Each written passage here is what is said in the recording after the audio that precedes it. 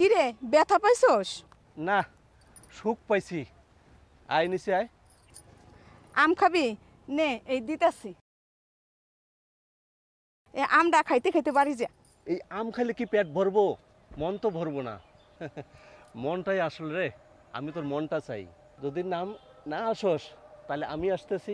এই খবরদার, তুই গাছ উঠবি না। নাম নাম তাতে নাম, নাহলে আমি কোনতে। আমি আইতেছি, তুই দাঁড়া।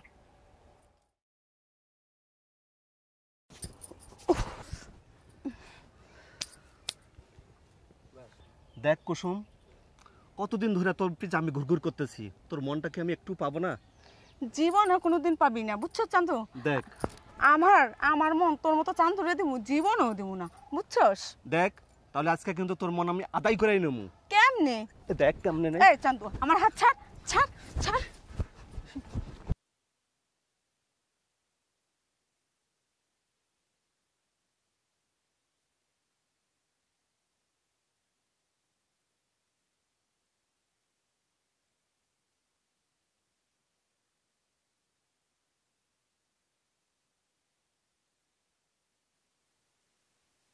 মাইয়াডা গাডা কুসুম, রহিম চাচার মেয়ে।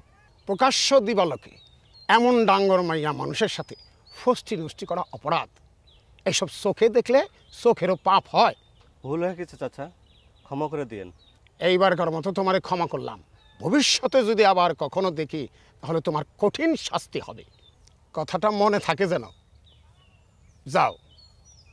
ঠিক আছে, তা আসি। আসসালামু আলাইকুম। ওয়ালাইকুম সালাম।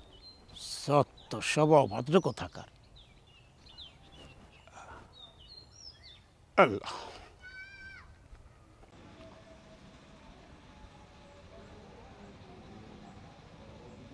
আরে রতন ভাই, তুমি কখন আইলা?